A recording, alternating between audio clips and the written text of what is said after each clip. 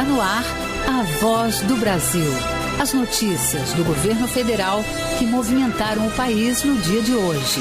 Olá, boa noite. Boa noite para você que nos acompanha em todo o país. Segunda-feira, 14 de abril de 2025. E vamos ao destaque do dia, educação. No Rio de Janeiro, o presidente Lula inaugura novo campus da Universidade Federal Fluminense em Campos dos Goytacazes. Anuncia um novo Instituto Federal em Magé e mais 6 obras do novo Programa de Aceleração do Crescimento. O presidente lançou ainda o primeiro edital para a nova rede em que o governo federal vai apoiar cursinhos populares para estudantes de baixa renda.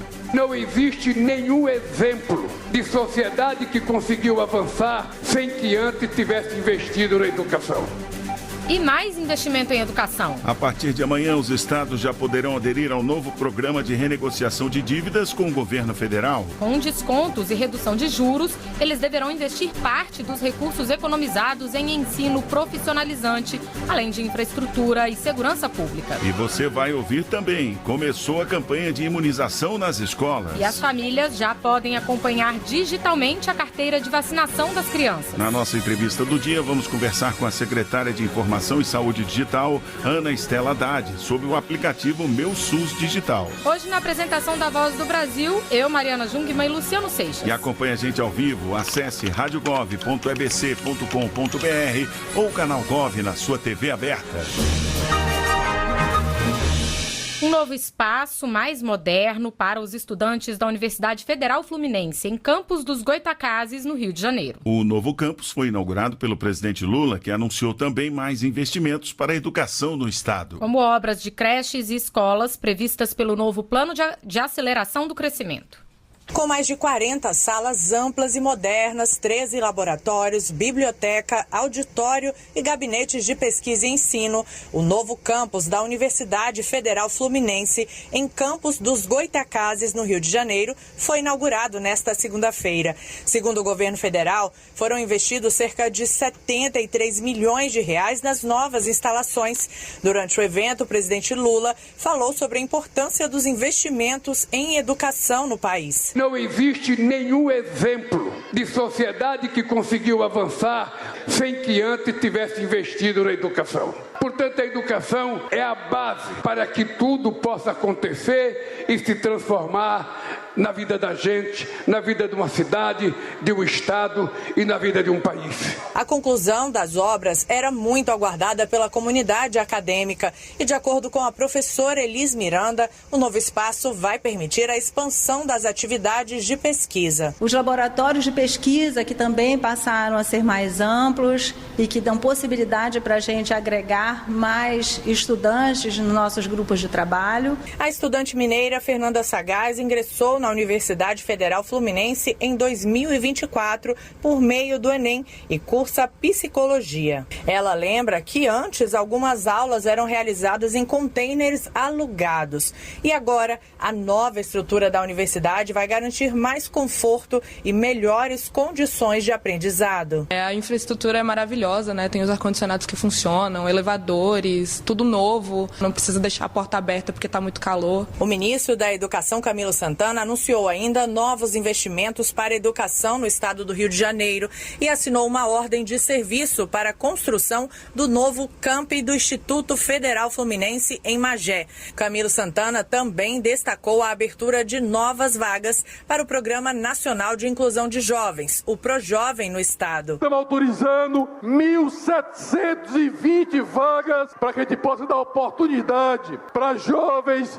de 19 a 29 anos, como não concluíram o ensino fundamental, possam voltar a estudar. O governo federal também autorizou 6 obras do Programa de Aceleração do Crescimento, o novo PAC, na educação básica, no valor de 46,5 milhões de reais. O dinheiro será investido na construção de 3 creches e escolas de educação infantil e escolas de tempo integral nos municípios de Comendador Levi Gasparian, Itaperuna, Mendes, Rio das Flores, São Gonçalo e Volta Redonda. De Campo dos Goytacazes, no Rio de Janeiro, Gabriela Noronha. E ainda no Rio de Janeiro, o presidente Lula e o ministro da Educação, Camilo Santana, anunciaram a primeira chamada pública para a oferta de vagas na Rede Nacional de Cursinhos Populares. São 99 milhões de reais para preparar estudantes das escolas públicas para o Exame Nacional do Ensino Médio até 2027. Outra novidade é a criação do Partiu IF,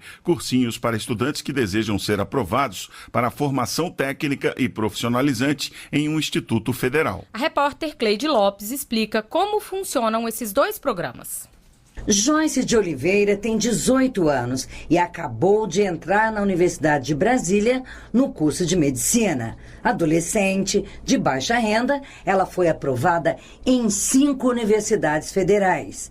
Mas só conseguiu esse feito porque teve a ajuda de cursinhos pré-vestibulares gratuitos. Os professores parece que sabiam tudo que estava na prova, então eles eram muito focados. Isso me ajudou demais, porque quando eu cheguei no dia da prova eu já tinha os conteúdos, podia usar. E para dar mais oportunidades para jovens como Joyce, é que o governo federal criou o Programa Nacional de Promoção de Igualdade de Oportunidades para Acesso à Rede Federal de Educação Profissional, Científica e Tecnológica, conhecido como Partiu IF, e a Rede Nacional de Cursinhos Populares, o CEPOP. As duas iniciativas vão ajudar jovens em situação de vulnerabilidade social a realizar o sonho do ensino. O investimento total nessas duas ações será de 537 milhões de reais. Só para os cursinhos populares destinados a estudantes da rede pública que querem entrar no ensino superior ou na educação profissional técnica de nível médio, o investimento será de 74 milhões de reais até 2027. A secretária de Educação Continuada, Alfabetização de Jovens e Adultos, Diversidades e Inclusão do Ministério da Educação, Zara Figueiredo, fala sobre o CEPOP. Nós vamos apoiar cursinhos que atendam determinados critérios. O que nós vamos fazer é apoiá-los e dar para eles mais condições, tanto financeira, mas também técnica, para que eles possam ofertar uma formação pré-ENEM mais sólida. O professor Cláudio Nascimento da Silva, que coordena o curso pré-ENEM do Instituto Federal de Brasília, em parceria com o Ministério da Justiça e Segurança Pública, destaca a importância de projetos como o do governo federal para as pessoas de baixa renda que querem ingressar na educação superior. O importante é a gente destacar a perspectiva de enfrentamento, né, que esses projetos têm em relação a uma realidade que é extremamente dramática da sociedade brasileira, né? Que é esse processo de exclusão. A gente vende a ideia de que a educação é um mecanismo por meio do qual as pessoas podem ter a oportunidade de superar as suas condições sociais e econômicas, mas, no fundo, o que a gente observa ao longo da história da educação brasileira é que ela tenha reproduzido essas desigualdades. O Partiu IF quer preparar 78 mil estudantes do 9º ano do ensino fundamental para o ingresso na rede federal até 2027.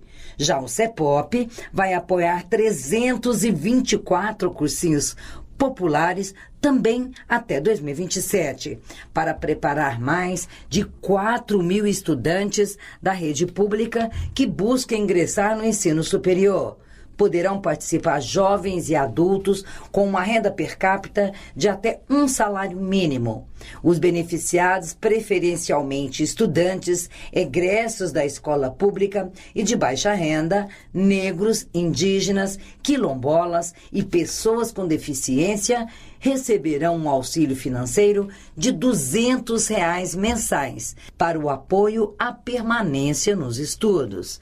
Reportagem Cleide Lopes. Começou hoje a campanha de vacinação nas escolas públicas e vai até o dia 25 desse mês. O objetivo é que 30 milhões de estudantes da educação infantil ao ensino médio sejam imunizados em 110 mil escolas. E serão oferecidas vacinas para estudantes maiores de 5 anos e menores de 15 contra a febre amarela, tríplice viral para cachumba, rubéola e sarampo e tríplice bacteriana para difteria, tétano e coqueluche. Além disso, outras vacinas do calendário permanente de imunizações poderão ser colocadas em dia, de acordo com a idade do estudante. E a novidade é que as famílias poderão acompanhar e receber notificações para vacinação com a caderneta da criança, agora na versão digital. Para falar sobre essa nova ferramenta, recebemos aqui na Voz do Brasil a secretária de Informação e Saúde Digital, Ana Estela Haddad. Boa noite, secretária. Boa noite, Mariana. Boa noite, Luciano, e a todos os ouvintes da Voz do Brasil.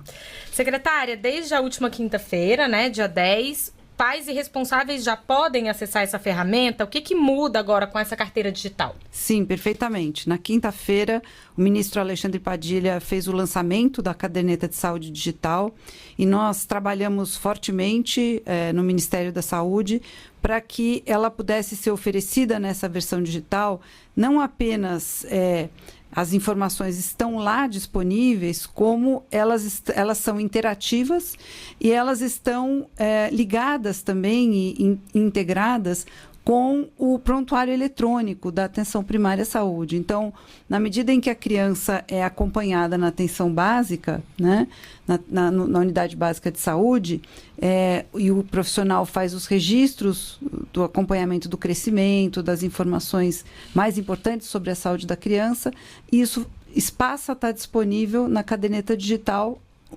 em tempo real no Meu SUS Digital. Quer dizer, não é só uma questão do histórico de vacinas. Outras informações importantes da saúde da criança e do jovem estão disponíveis imediatamente, né? Exatamente. A caderneta da criança, ela é bastante conhecida das famílias e as famílias geralmente gostam de levar na consulta e ter os registros, né, do acompanhamento, do crescimento. E agora, além disso, por exemplo, se a mãe anotar o peso e a altura, mesmo antes de, não estando na hora da consulta, ela já vai gerar o gráfico de crescimento. Então, ela pode também, fora do horário das consultas, estar acompanhando o crescimento da sua criança e vendo se está tudo normal e podendo, enfim, ir à unidade quando necessário. Pois é, são diferentes sistemas de saúde em todo o país que se conectam dentro dessa nova caderneta e do aplicativo Meu SUS Digital? Nós estamos promovendo, através da transformação digital do SUS, é uma palavra até um pouco complicada de dizer, que chama interoperabilidade, mas é uma arquitetura em que a gente interopera diferentes sistemas e, com isso, progressivamente, a gente está fazendo com que mesmo diferentes sistemas de informação possam se conversar de tal maneira que a gente tenha essa interface, o Meu SUS Digital, onde a pessoa pode acompanhar os seus dados de saúde. Isso vale para a caderneta da criança e vale para os dados de saúde de qualquer cidadão brasileiro hoje, né?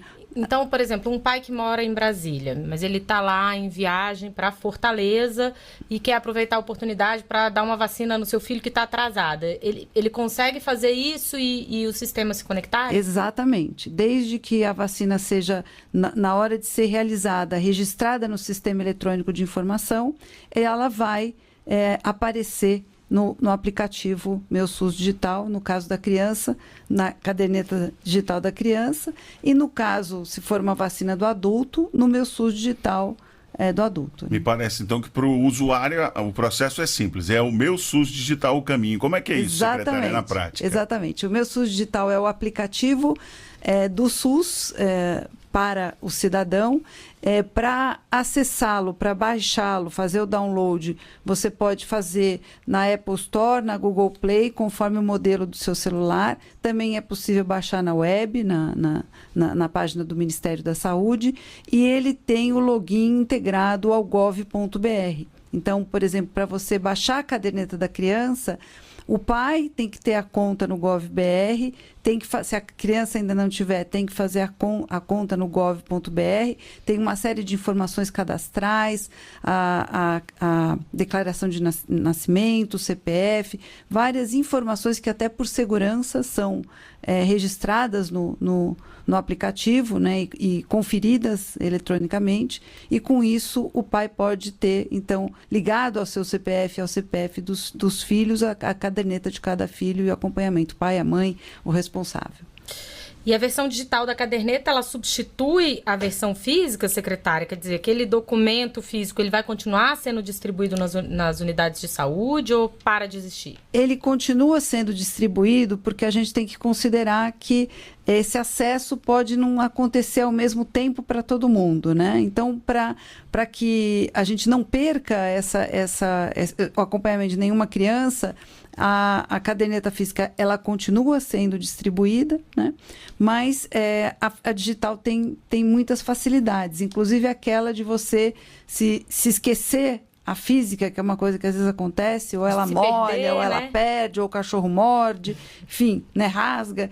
Então, a vantagem da digital é essa disponibilidade que rompe a barreira física e de tempo, e também a interação, né? Os pais poderem registrar acontecimentos da vida da criança e esses acontecimentos permanecerem ali e de forma interativa devolverem informações para esses pais. E as informações antigas são carregadas na nova versão digital? Tudo que está já em sistemas eletrônicos está sendo carregado. Por exemplo, no caso das vacinas, nós já temos o legado dos últimos 50 anos para trás, que estão em sistemas registrados no meu SUS digital. O problema é que muitas vezes está só em papel. Aí quando tiver em papel, quando tiver na caderneta física, a ideia é levar na unidade básica de saúde e ali o profissional que opera os sistemas de informação faz o cadastro. Quando ele cadastra aquela vacina no sistema de informação, ela passa a estar disponível no meu SUS digital. Muito bem, nós conversamos com Ana Estela Haddad, secretária de Informação e Saúde Digital do Ministério da Saúde. Secretária, obrigada pela sua entrevista à Voz do Brasil. Nós que agradecemos. E outra vacina também vai estar disponível em breve para os brasileiros. Aqui imuniza contra a chikungunya. A Anvisa, Agência Nacional de Vigilância Sanitária, aprovou hoje o primeiro registro do imunizante, produzido por uma empresa farmacêutica austríaca em parceria com o Instituto Butantan. O imunizante será aplicado em dose única e é indicado para pessoas com mais de 18 anos que estejam expostas a maior risco de infecção, mas não deve ser aplicada em grávidas e pessoas com imunidade comprometida. A vacina demonstrou alta proteção de anticorpos em testes realizados com adultos e adolescentes no Brasil e nos Estados Unidos. O vírus da chikungunya circula em todo o território nacional. É transmitido pelo mosquito Aedes aegypti e causa sintomas parecidos com os da dengue, especialmente febre e dor nas articulações. A doença pode causar sequelas permanentes, especialmente nas articulações. Nova tabela do imposto de renda começa a valer em maio. Brasileiros que ganham até 2 salários mínimos por mês seguirão isentos do imposto de renda. Os novos valores afetam apenas as declarações que serão feitas em 2026. O Congresso Nacional tem agora 120 dias para analisar a medida. A partir de maio deste ano, quem ganha até R$ 3.036 por mês estará isento do imposto de renda da pessoa física. A mudança vale apenas para as declarações que serão feitas em 2026. A correção da tabela do imposto foi feita por medida provisória, assinada pelo presidente Lula e publicada no Diário Oficial da União desta segunda-feira, 14 de abril.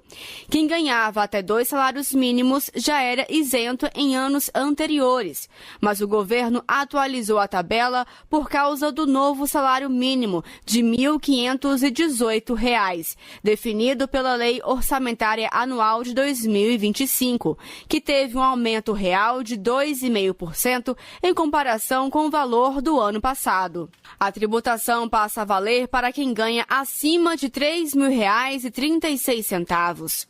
As alíquotas variam até 27,5%, conforme o rendimento mensal, e tramita no Congresso Nacional o projeto de lei enviado este ano pelo governo federal, que amplia a isenção do imposto de renda para quem ganha até R$ 5.000 por mês. Para mais informações, acesse o site gov.br/Planalto. Thaisa Vitória para a Voz do Brasil.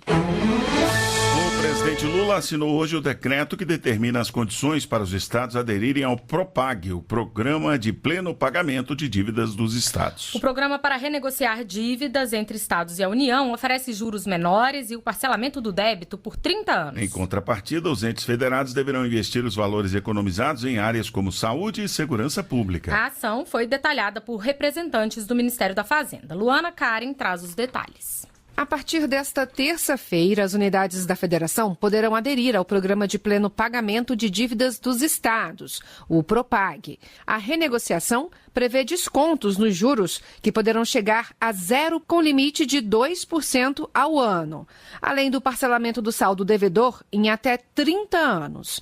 O Estado que aderir ao PROPAG será desligado do regime de recuperação fiscal instituído em 2017. Dário Durigan, secretário executivo do Ministério da Fazenda, destaca que o novo modelo de renegociação é mais vantajoso para os entes federados. Esse programa, ele é um programa que não é um programa para os 4 estados principais devedores da União. Ele é um programa para o país. E isso marca o PROPAG enquanto um programa muito mais justo, muito mais abrangente do que outros programas do passado foram. Como contrapartida, os estados deverão destinar investimentos para áreas essenciais, sendo que até 60% dos recursos economizados com a renegociação deverão ser destinados à educação profissionalizante. As unidades da federação também poderão indicar investimentos prioritários, como em infraestrutura e segurança. O PROPAG também cria o Fundo de Equalização Federativa, para onde serão destinados parte dos juros economizados na renegociação. Os recursos desse fundo serão repartidos entre todas as unidades da federação, inclusive com aquelas que estão com as contas em dia. É o que explica o secretário do Tesouro Nacional, Rogério Seron. Parte dessa economia vai para esse fundo, que ele é redistribuído entre os estados, entre todos os estados. É uma forma de tornar mais isonômica em termos de pacto federativo e não beneficiar somente os hiperendividados, ou de uma outra forma também premiar aqueles que fizeram o dever de casa e conseguiram equilibrar suas contas, reduzir seu endividamento ao longo do tempo. O Fundo de Equalização Federativa permitirá, por exemplo, que Roraima, que não está entre os estados mais endividados, receba de recursos o equivalente a quase 15 vezes o que o estado investiu em educação em 2024. Tocantins, que não tem dívidas com a União, ampliará em 50% seus investimentos em educação e poderá dobrar o que investe em segurança pública. Já Minas Gerais, um dos maiores devedores da União, poderá dobrar o investimento em educação e triplicar o investimento em segurança pública. Entre os 4 estados mais endividados com a União está o Rio Grande do Sul, que neste primeiro momento não poderá aderir ao PROPAG.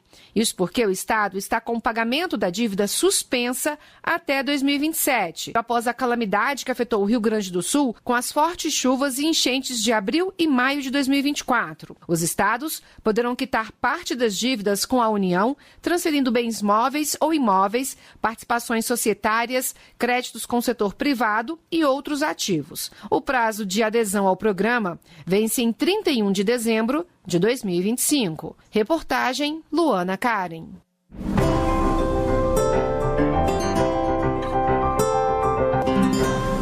Mais de 4 milhões de trabalhadores nascidos em março e abril começam a receber o abono salarial amanhã. Vão ser liberados 5 bilhões e 100 milhões de reais em benefícios. A consulta de valores, que varia de R$ 127 reais a R$ 1.500 reais, e o Banco Pagador estão disponíveis na carteira de trabalho digital e no portal gov.br. As informações podem ser solicitadas nos canais de atendimento do Ministério do Trabalho e Emprego e nas unidades das Superintendências Regionais do Trabalho pelo telefone 158.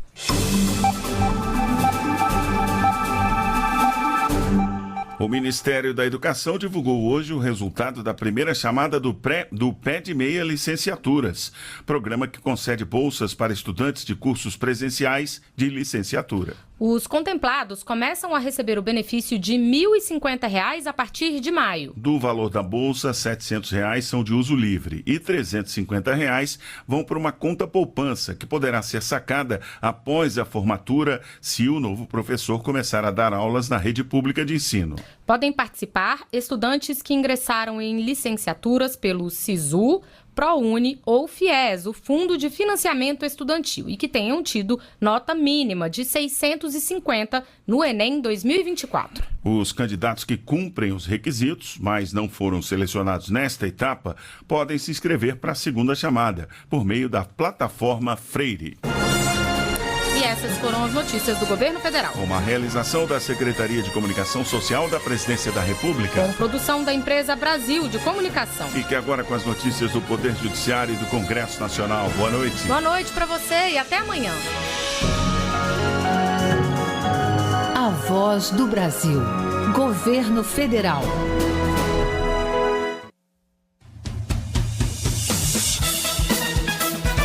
Você vai ouvir agora notícias do Poder Judiciário. STF suspende processos em todo o país sobre licitude de contratos de prestação de serviços. Por unanimidade, o Supremo rejeita recursos dos 4 condenados pelo incêndio da Boate Kiss. STJ mantém prisão preventiva de homem acusado de transportar cerca de 275 quilos de maconha. Boa noite, eu sou Ariana Fonseca. E eu sou Walter Lima. Supremo Tribunal Federal determina a suspensão nacional de todos os processos que tratam da licitude da contratação de trabalhador autônomo ou pessoa jurídica para prestação de serviços. A decisão é do ministro Gilmar Mendes. Neto Costa. Na decisão desta segunda-feira, o ministro Gilmar Mendes destacou que na chamada pejotização não existe relação de emprego e que, apesar de o Supremo Tribunal Federal já ter reconhecido a validade constitucional de diferentes formas de divisão do trabalho, a discussão sobre a legalidade desses contratos continua a chegar ao STF, sobrecarregando o tribunal. A suspensão determinada hoje deve permanecer válida até que o plenário julgue o mérito de um recurso que envolve não apenas a validade desses contratos, mas também a competência da Justiça do Trabalho para julgar casos de suposta fraude e a definição sobre quem deve arcar com o ônus da prova, o trabalhador ou o contratante.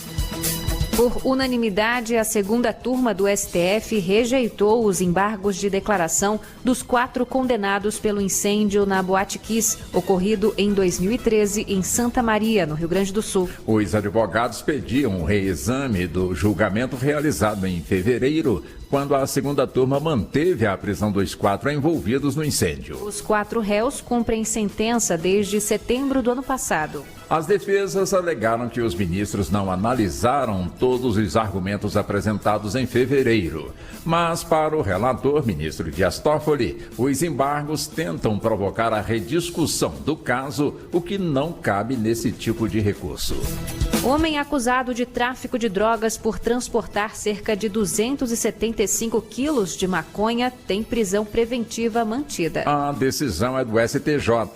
Fátima Uchoa. O Tribunal de Justiça do Paraná negou o habeas corpus e manteve a prisão preventiva, considerando a quantidade de droga e o fato de que o homem ainda teria recebido a promessa de pagamento de R$15 mil pelo serviço. No STJ, a quinta turma denegou novo habeas corpus, entendendo que a natureza do crime e a quantidade expressiva de drogas apreendida são elementos suficientes para justificar, nesse momento, a ordem de prisão. O relator foi o ministro Reinaldo Soares da Fonseca. Carpinteiro que teve dedos amputados em acidente de trabalho obtém aumento de indenização. A terceira turma do TST aumentou de R$20 para R$50 mil a indenização. Anderson Conrado. A RC Engenharia e Comércio, microempresa de Belo Horizonte, em Minas Gerais, foi condenada a indenizar um carpinteiro que perdeu parte dos dedos da mão direita ao operar uma serra circular. O caso chegou ao Tribunal Superior do Trabalho e a terceira turma aumentou o valor da indenização diante da extensão do dano, porque houve lesão permanente, com um comprometimento importante na vida cotidiana do trabalhador. O ministro José Roberto Pimenta, relator do recurso do carpinteiro, explicou que o TST apenas altera o valor de indenizações desse tipo quando as quantias são excessivamente baixas ou altas. A decisão foi unânime. MPF recomenda ao governo do Acre que instale a Comissão Estadual de Memória e Verdade em 90 dias. A comissão deverá promover audiência pública para resgatar a memória dos fatos ocorridos no período da ditadura militar. João Américo.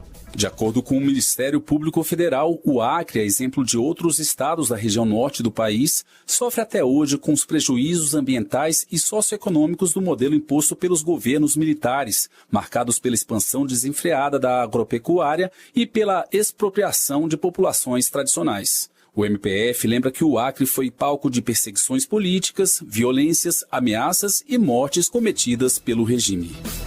Você acompanha outras notícias do Poder Judiciário em 104,7 FM para o Distrito Federal e em torno. Ou pelo canal 1.3 da TV aberta em Brasília. Ouça também pelo TuneIn de qualquer lugar do mundo. E baixe agora o TV Justiça Mais, disponível na loja de aplicativos do seu celular. Uma boa noite. E até amanhã. Notícias do Poder Judiciário, uma produção da Rádio Justiça, Supremo Tribunal Federal.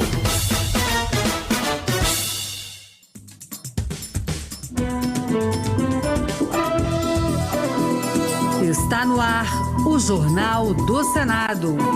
Eu sou Paula Groba. E eu sou Ricardo Nacaoca. E estes são os destaques de hoje do Jornal do Senado, que começa agora.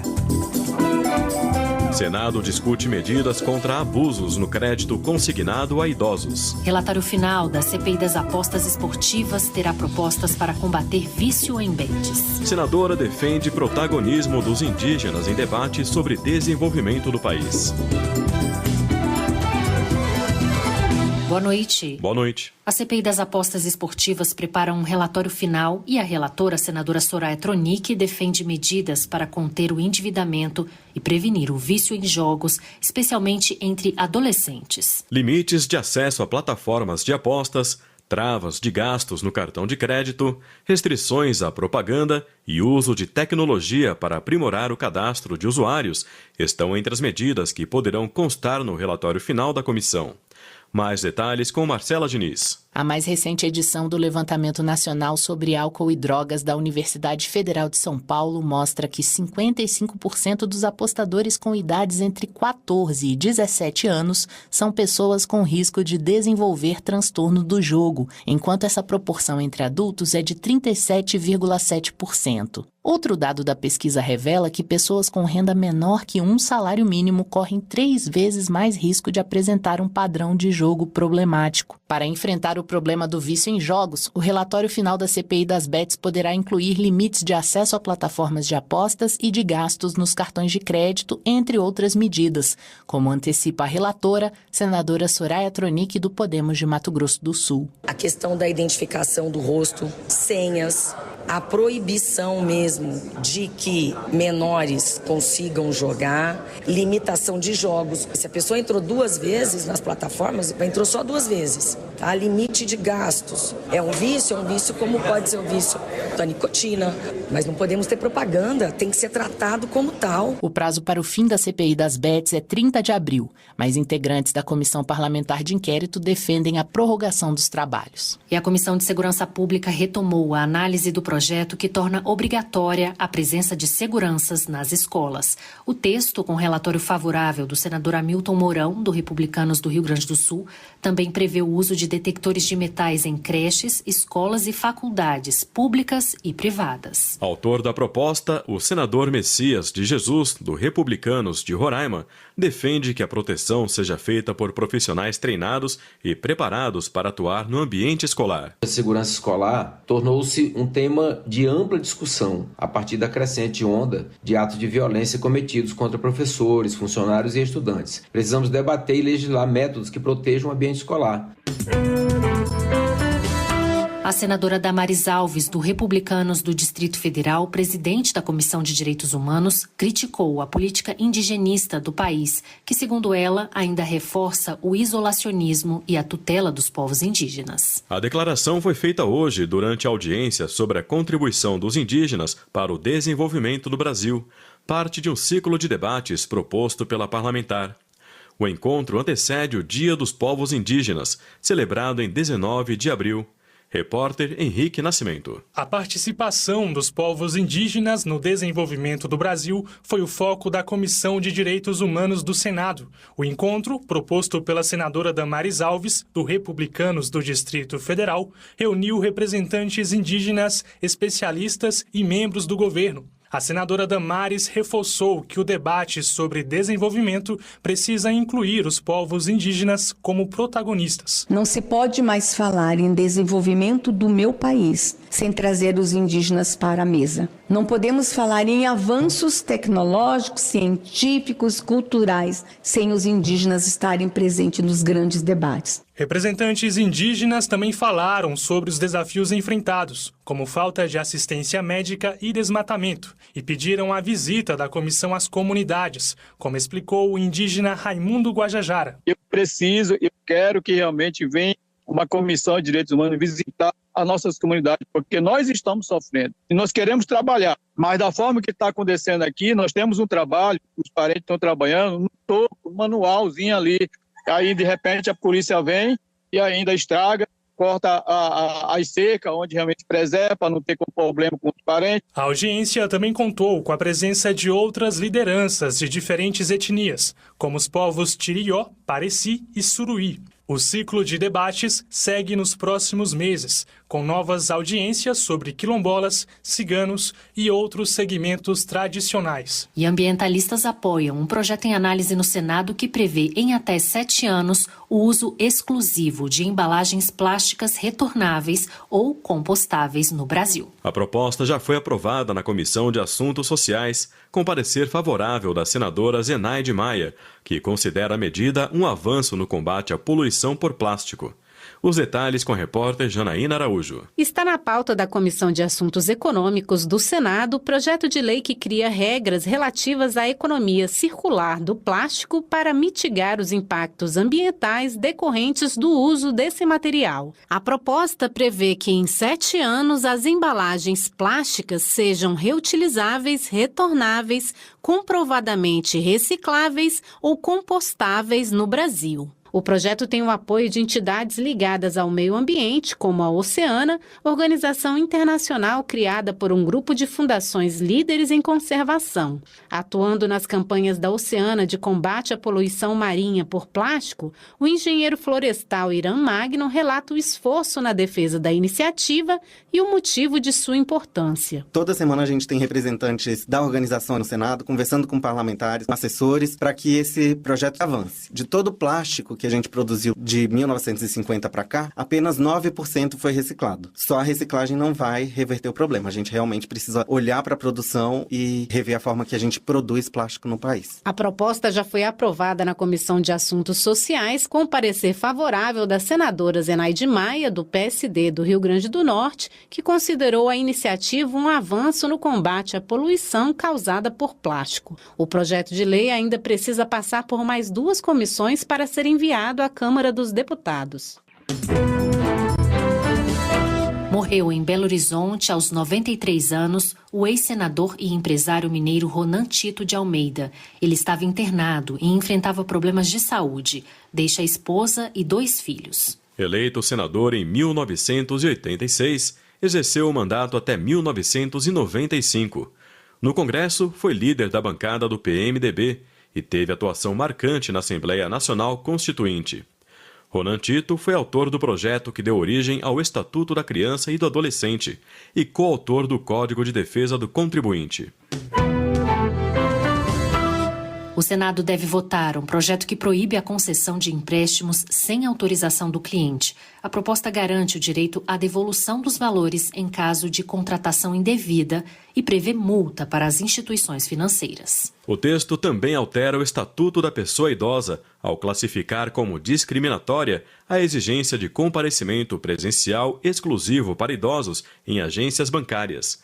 Mais detalhes com a repórter Marina Dantas. O Senado deve analisar em breve o projeto de lei que proíbe a contratação de crédito consignado sem autorização expressa do beneficiário e dá proteção às pessoas idosas contra práticas discriminatórias e abusivas nesse meio. De acordo com o texto, se o beneficiário receber um empréstimo não solicitado, terá 60 dias para solicitar a devolução do valor. Se o banco for culpado, deverá pagar uma multa de 10%, salvo se provar erro justificável ou fraude. O projeto também altera o Estatuto da Pessoa Idosa, considerando discriminatória a exigência exclusiva para idosos de comparecimento presencial a agências bancárias. De autoria da Câmara dos Deputados, a proposta contou com a relatoria do senador Paulo Paim, do PT do Rio Grande do Sul, na Comissão de Direitos Humanos, onde ele reforçou a necessidade de uma legislação forte que proteja as pessoas idosas do endividamento decorrente de créditos não autorizados. O sistema bancário, se não quiser ser multado, tem que criar instrumentos com nova tecnologia que permita comprovar que o idoso realmente fez aquele procedimento, ou seja, que ele concordou com aquela forma de tirar empréstimo mesmo à distância. O projeto aguarda a análise do plenário do Senado.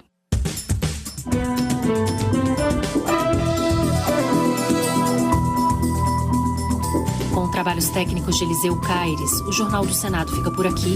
Acompanhe agora as notícias da Câmara dos Deputados. Boa noite. Boa noite e até amanhã.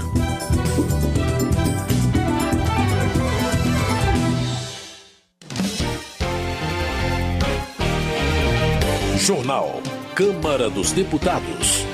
Em semana curta, a Câmara pode votar projetos de iniciativa do Judiciário. Relator do orçamento de 2026 pretende discutir o aumento da eficiência do Estado. Avança projeto que cria regras para registro e propriedade de meteoritos. Boa noite. A proposta que estabelece normas para o registro e a propriedade de meteoritos avançou na Câmara. O projeto foi aprovado na CCJ e agora segue para análise do plenário, como informa a repórter Paula Moraes. A Comissão de Constituição e Justiça da Câmara aprovou um projeto que define regras para o registro e a propriedade dos meteoritos que atingirem o solo brasileiro. Pelo texto, a propriedade do objeto se incorpora à do imóvel atingido a partir do momento da queda. De acordo com o texto aprovado, quando cair em bem de uso comum do povo, a propriedade será adquirida por ocupação, que é quando alguém se torna proprietário de um objeto sem dono ou de coisa abandonada. O texto aprovado estabelece ainda, em relação à propriedade dos meteoritos, que ela será dividida meio a meio entre o coletor e o proprietário do imóvel privado atingido quando a coleta da peça for realizada a título gratuito e com permissão do dono do imóvel. Não terá direito à propriedade do meteorito o coletor que for contratado para os fins de busca e coleta da peça. O governo federal, os estados e os municípios poderão permitir que particulares realizem buscas e coletas de meteoritos em suas terras, fixando, quando cabível, recompensa pelos achados.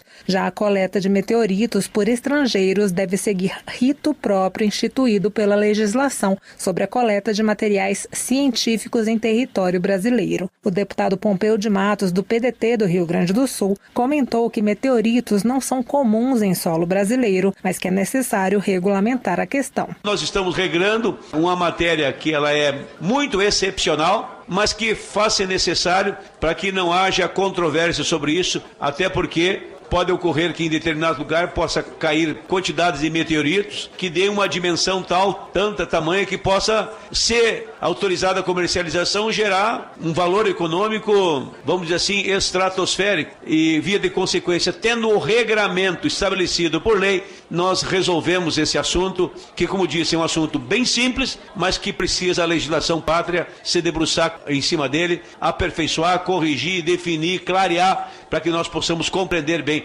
esse tema. O texto aprovado determina que todos os meteoritos deverão ser registrados em até 180 dias após a coleta em órgão indicado pelo Poder Executivo e receberão um certificado contendo dados sobre o objeto, o coletor e o local do achado. Cada meteorito terá um número de registro. A divisão dele em fragmentos menores antes do processo de registro obrigará que cada parte seja registrada separadamente. O certificado poderá conter ainda a declaração de autorização de exportação, respeitadas as regras internacionais sobre a exportação de bens culturais. Parte da massa do meteorito, não inferior a 30 gramas ou superior a 1 quilo, será cedida à instituição registradora a título gratuito. Eventual ganho obtido pela entidade com a venda do material deverá ser utilizado exclusivamente para pesquisa científica. A proposta que regulamenta o registro e a propriedade dos meteoritos ainda depende da análise do plenário. Da Rádio Câmara de Brasília, Paula Moraes.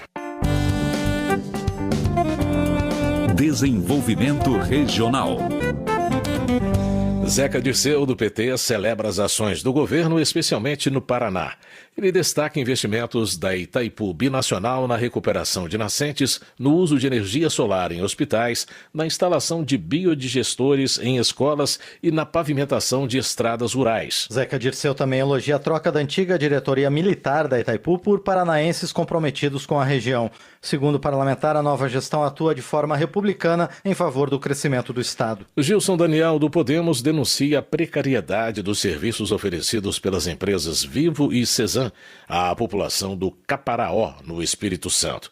Segundo o congressista, a Vivo tem deixado os moradores locais e os turistas insatisfeitos com a qualidade do sinal de telefonia. Já a Cesan, de acordo com Gilson Daniel, tem sido questionada pelo fornecimento de água turva e mal cheirosa e pelas elevadas taxas de esgoto. Ele solicita à Companhia Capixaba melhorias nos sistemas de tratamento de água e esgoto das cidades da região do Caparaó. A Justiça Federal determinou no último dia 8 a desocupação imediata da Floresta Nacional do Xamanchim, no sudoeste do Pará. Joaquim Passarinho, do PL, alerta que a decisão prejudica famílias que vivem e produzem na região há mais de 40 anos. Segundo o deputado, a medida ignora o impacto humano e afeta produtores que pagam impostos, geram emprego e transformaram a área num polo produtivo. Joaquim Passarinho argumenta ainda que não se trata de invasores, mas de cidadãos que investiram suas vidas na terra. Economia. Sidney Leite, do PSD do Amazonas, chama a atenção para o impacto negativo das apostas online sobre famílias em situação de vulnerabilidade social. Para ele, é grave que beneficiários do Bolsa Família utilizem recursos públicos para apostar em plataformas digitais. Sidney Leite cobra a regulamentação das apostas online e defende um debate transparente sobre a legalização dos cassinos.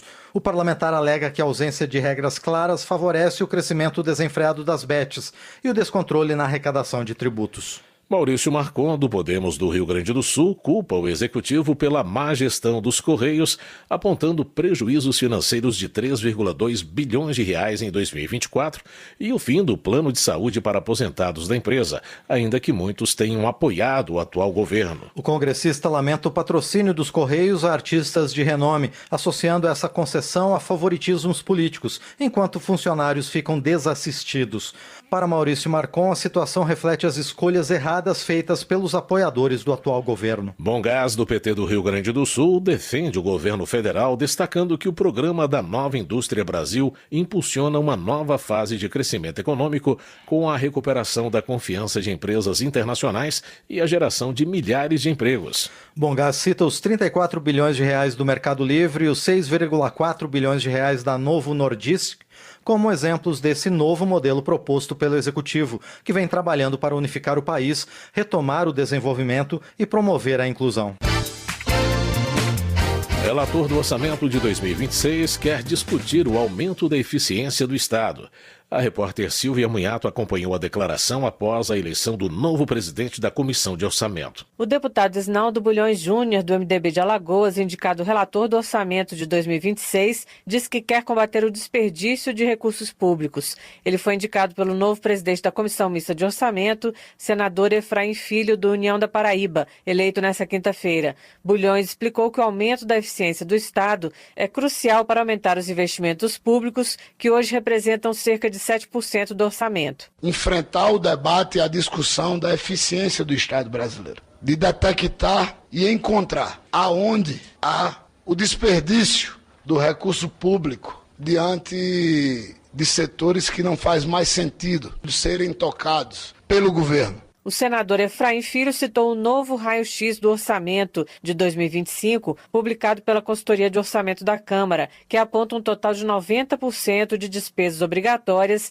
dentro do orçamento. Na reunião, vários parlamentares disseram que é importante ter o compromisso de votar o orçamento de 2026 ainda este ano. O orçamento de 2025 foi votado no Congresso Nacional no dia 20 de março, o que, segundo os parlamentares, afetou muito a programação de municípios que dependem dos repasses. O presidente Efraim Filho diz que espera a indicação dos membros da comissão pelos líderes partidários até o dia 15 de abril. A relatoria da Lei de Diretrizes Orçamentárias de 2026 deverá ficar com o deputado Carlos Zaratini, do PT de São Paulo. Da Rádio Câmara de Brasília, Silvia Minhato. Transportes. Ronaldo Nogueira, do Republicanos do Rio Grande do Sul, lamenta o abandono da malha ferroviária nacional e defende seu fortalecimento. Ele vê o planejamento logístico estratégico e a superação da dependência do modal rodoviário como questões de segurança nacional. Para Ronaldo Nogueira, a falta de investimentos na expansão de ferrovias prejudica a produção e o desenvolvimento econômico do país, com impactos na geração de empregos e no combate à fome. Ele informa que vai tratar do assunto na Comissão de Administração da Câmara. Justiça. Chico Alencar, do PSOL do Rio de Janeiro, reitera que o parlamento deve focar seus esforços em pautas relevantes à sociedade, como o uso da inteligência artificial e as propostas enviadas pelo governo, em vez de tentar anistiar golpistas envolvidos no 8 de janeiro, desrespeitando a opinião de 56% da população. Ivan Valente, do PSOL de São Paulo, reforça a rejeição dos brasileiros à anistia aos envolvidos nos atos golpistas, indicada por pesquisas de opinião pública. Ele afirma que a baixa adesão aos atos pró-Bolsonaro indica que a população tem compreendido a responsabilidade do ex-presidente e seus aliados que, em breve, serão condenados. Na opinião de Flávio Nogueira, do PT do Piauí, as manifestações convocadas pela oposição são uma encenação para manter a militância mobilizada, mirando as eleições de 2026. Contrário à anistia, ele afirma que o Congresso deve romper com a tolerância ao que chama de DNA golpista ainda existente no país. Márcio Gerri, do PCdoB do Maranhão, afirma que a população não vai aceitar perdão para quem atentou contra as instituições do país. O deputado avalia que consolidar a democracia exige responsabilização e que qualquer tentativa de anistia aos envolvidos no 8 de janeiro é descabida. Por sua vez, Giovanni Cherini, do PL Gaúcho, contesta a estimativa de público da manifestação em apoio ao ex-presidente Jair Bolsonaro, ocorrida no início de abril. Ele afirma que a adesão popular ao ato mostra o crescimento da direita no Brasil e indica a possibilidade de aumento da bancada conservadora em 2026. Giovanni Cherini também acusa o governo federal de divulgar informações falsas sobre indicadores econômicos e sociais. Ele cita como exemplo dados relacionados ao salário mínimo e ao programa Pé de Meia, que está sob investigação por indício de irregularidades. Padre João, do PT de Minas Gerais, classifica o processo de cassação do deputado Glauber Braga como uma armação para silenciar uma voz combativa em defesa das minorias. Ele aponta a incoerência de não investigar outros parlamentares por acusações mais graves. Kim Kataguiri, do União de São Paulo, defende a cassação de Glauber Braga, afirmando que o parlamentar do PSOL tentou agredi-lo fisicamente durante discussão ocorrida no plenário. Ele diz que a cassação é necessária para evitar que divergências sejam resolvidas com violência. Segurança Pública. Coronel Meira, do PL de Pernambuco, celebra a aprovação de projeto que reconhece o risco à integridade física dos oficiais de justiça no exercício da função. O deputado observa que esses profissionais atuam sozinhos em áreas de conflito, sem aparato de segurança e com ameaças permanentes. Coronel Meira assinala que o projeto não gera impacto financeiro e inclui também defensores públicos por atuarem em contextos vulneráveis. Ele agradece o apoio das associações de oficiais de justiça e destaca a mobilização nacional da categoria como fator decisivo para a aprovação da proposta. Política. Antônio Brito, da Bahia, ressalta o crescimento do PSD no estado de Pernambuco e no Brasil. Segundo ele, as mais de 1.000 prefeituras e a filiação de novas lideranças são reflexos de um projeto político centrado na boa gestão, no diálogo e na responsabilidade fiscal. Para Antônio Brito, o compromisso dos membros do partido com políticas locais bem-sucedidas, focadas em investimentos sociais, deve inspirar ações em todo o país. Ao rejeitar a polarização política, o líder do PSD na Câmara defende a construção de um novo Brasil mais inclusivo e justo. Os deputados aprovaram a proibição de cobrança pela primeira via de diplomas acadêmicos. A repórter Paula Moraes acompanhou a votação e traz mais detalhes sobre a proposta. A Comissão de Constituição e Justiça da Câmara aprovou um projeto que proíbe as instituições de ensino superior e as escolas públicas e privadas de cobrarem pela primeira via dos diplomas e outros documentos acadêmicos. Pelo texto, só poderá ser cobrada a expedição de diploma em apresentação decorativa com papel ou tratamento gráfico especiais por opção do aluno. O relator, deputado Patrus Ananias, do PT de Minas Gerais, ressaltou que a Constituição estabelece que a educação é direito de todos e dever do Estado e da família. O diploma, o histórico e os demais documentos escolares são instrumentos essenciais conexos com esse direito, vez que sem eles os estudantes não podem prosseguir com seus estudos ou ingressar no mundo do trabalho.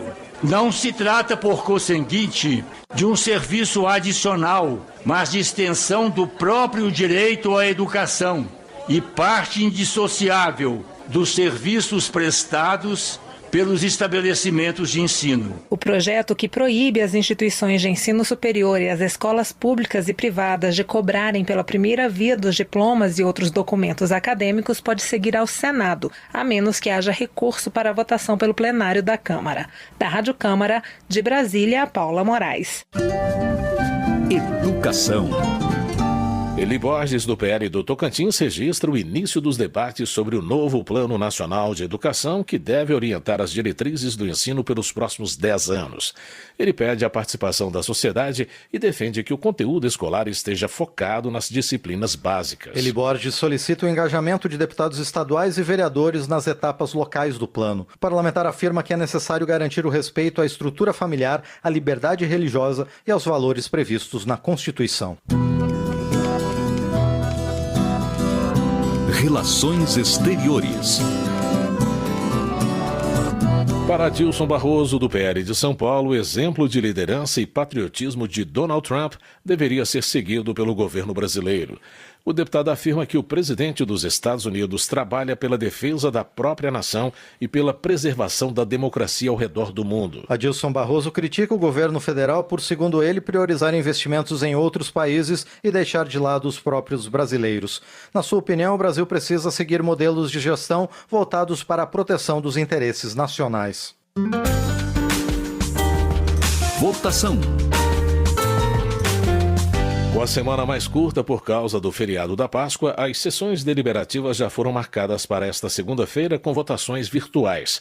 O repórter Cid Queiroz traz mais informações sobre os projetos que estão na pauta da semana. Os deputados podem votar 4 projetos de iniciativa do Judiciário, o que cria funções comissionadas no quadro de pessoal do Supremo Tribunal Federal, o que reestrutura cargos da Justiça Federal no Piauí, o projeto que transforma cargos vagos no STJ e o projeto que cria 8 varas federais no estado de Santa Catarina. O deputado gaúcho Marcel Van Hatten, do Novo, criticou as propostas. Nós já temos o judiciário mais caro e também mais ineficiente do mundo, porque uma coisa é o custo, outra coisa é a eficiência. E as duas coisas entram juntas no ranking do pior do mundo.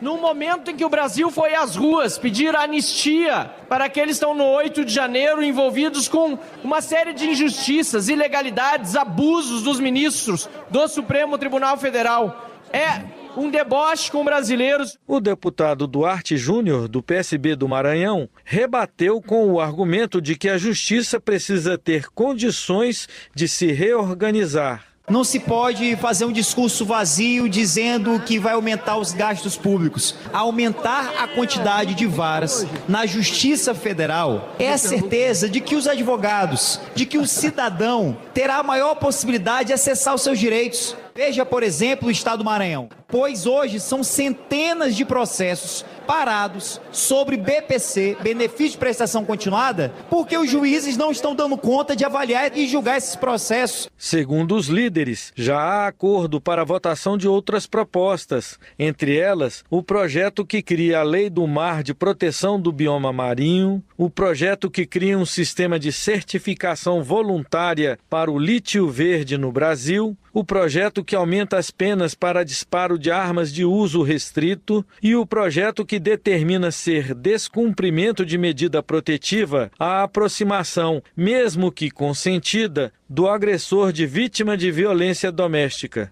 Da Rádio Câmara de Brasília, Cid Queiroz. Termina aqui o Jornal Câmara dos Deputados, com trabalhos técnicos de Everson Urani e apresentação de José Carlos Andrade e Márcio Aquilissardi. Boa noite. Ótima noite. Você fica agora com o Minuto do TCU. Minuto do TCU. O Tribunal de Contas da União vai fiscalizar a gestão da Caixa de Previdência dos funcionários do Banco do Brasil, a Previ. Em 2024, a receita da instituição teve déficit superior a 17 bilhões de reais. O objetivo do TCU é apurar possíveis irregularidades em investimentos e na escolha de representantes para conselhos de empresas. Na sessão plenária do TCU, o ministro relator do processo, o Alton Alencar, explicou a questão. Na auditoria devem ser avaliados os critérios notoriamente tendenciosos utilizados para subsidiar as indicações não apenas do presidente, mas de terceiros escolhidos pela direção da Previ para compor os conselhos de empresas nas quais foram investidos recursos do fundo de pensão. Para o tribunal, a irregularidade pode resultar em conflito de interesses. TCU, fiscalização a serviço da sociedade.